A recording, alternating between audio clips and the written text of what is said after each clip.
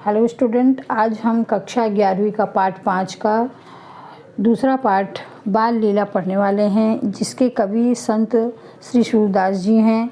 हम थोड़ा इनका जीवन परिचय भी पढ़ लेते हैं। संत सूरदास का जन्म 1478 को दिल्ली के पास सीही नामक गांव में हुआ। आरंभ में आप आगरा और मथुरा के बीच यमुना के किनारे गौ घाट पर रहे। वहीं आपकी भेंट गुरु वल्लभाचार्य से हुई। अष्टछाप कवियों की सगुण भक्ति धारा के आप एकमात्र ऐसे कवि हैं जिनकी भक्ति में शाक्य, वात्सल्य और माधुर्य भाव निहित है। कृष्ण की बाल लीलाओं तथा वात्सल भाव का सजीव चित्रण आपके पदों में विशेषता है। संत सूरदास की मृत्यु 1580 में हुई। इनकी कृतियां हैं सूर सागर, सूर सारावली तथा साहित्य लहरी। काव्य प्रकार पद काव्य की एक गेय शैली है। हिंदी साहित्य में पद शैली की दो निश्चित परंपराएं मिलती हैं। एक संतों की शबद और दूसरी परंपरा कृष्ण भक्त की पद शैली, जिनका आधार लोकगीतों की शैली है। भक्ति भावना की अभिव्यक्ति के लिए पद शैली का प्रयोग किया गया है। काव्य परिचय। प्रस्तुत पदों में कवि ने कृष्ण के बालहट एवं यशोदा की ममतामयी छवि को प्रस्तुत किया है। प्रथम पद में अपने लाल की हर इच्छा पूरी करने को आतुर यशोदा चांद पाने के कृष्ण के हट को चांद की छवि दिखाकर बहला लेती हैं। चांद को देखने पर कृष्ण की मोहक मुस्कान देख माँ यशोदा बलिहारी हो जाती हैं। द्वितीय पद में तो माँ यशोदा कृष्ण को कलेवा करने के लिए दुलार कर रही हैं। उनकी पसंद के विभिन्न स्वादिष्ट व्यंजन सामने रखकर मनुहार कर रही हैं। तो हम अब अगला पद पढ़ते हैं।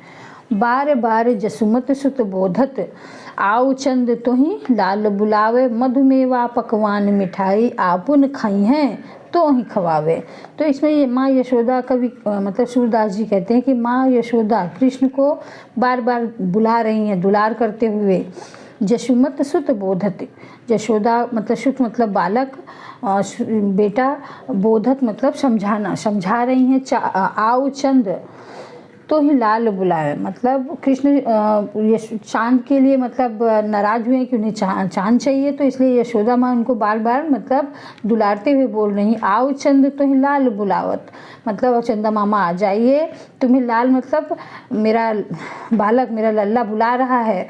मधु मेवा पकवान मिठाई, मधु मतलब शहद, मेवा पकवान मिठाई, पकवान मतलब जो घी और तेल में बनी हुई पकवान होते हैं। मिठाई आपू खाई हैं तो ही खाई हैं, वो खुद भी खाएगा और तुम्हें भी खिलाएगा।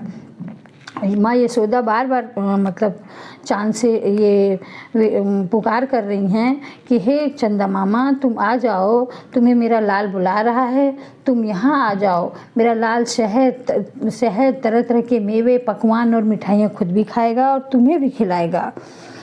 हाथ ही पैर तो ही लीन्हे खेलें नए को नहीं धरनी बैठी हूँ, जल बाशन कर ले जो उठावत या ही मैं तू तन धरी आवे।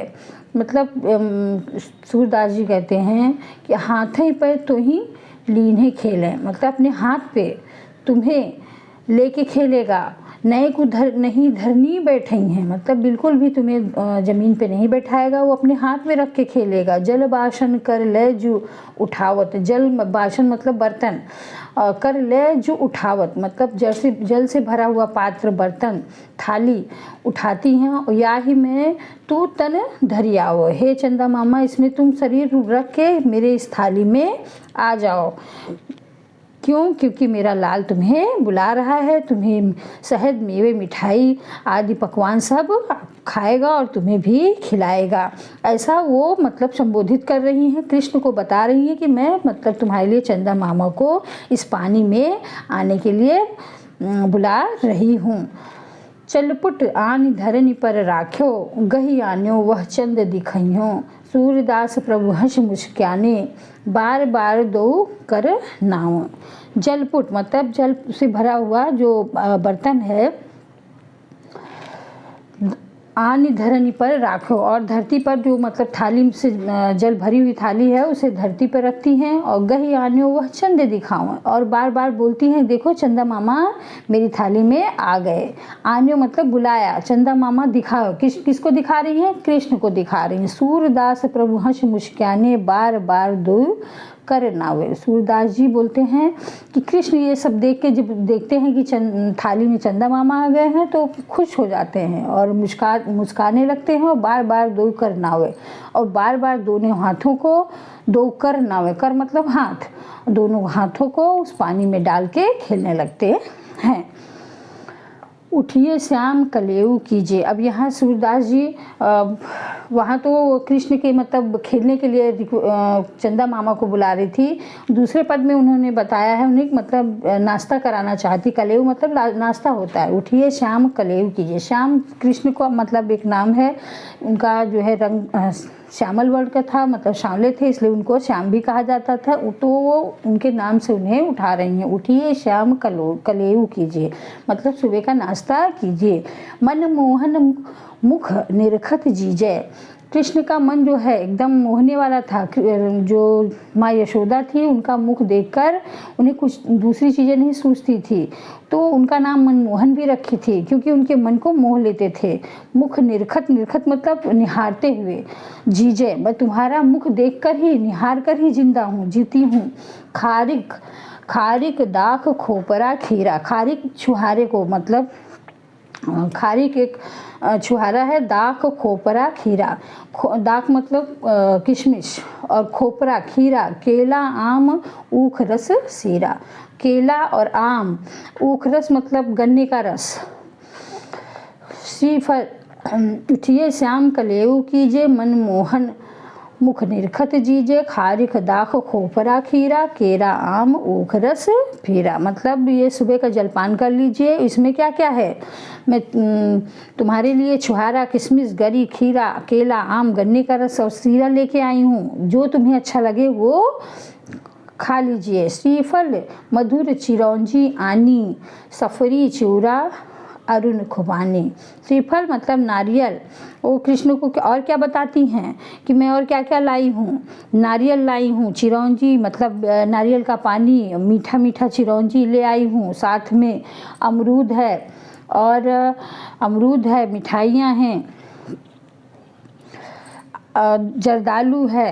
तो कृष्ण को बार बार वो फलों के नाम और फ्रूट्स मेवों के नाम सब दिखा रही हैं, गिना रही हैं कि कृष्ण उठ के नाश्ता कलेवा कर लो। श्रीफल मधुर चिरौंजी यानी सफरी चिवरा अरुण खुबानी, घेवर फेनी और सुहारी मतलब घेवर भी है, फेनी भी है, सुहारी भी है। सुहारी मतलब पूरी है। खोआ सहित खाऊं बलिहारी, खोए के साथ इसको खा लो। हे कृष्ण मैं बलिहारी जाऊं, मैं इतना नाश्ता ले आई हूँ, इसमें से जो तुम्हें अच्छा लगे वो कलेवा कर लो।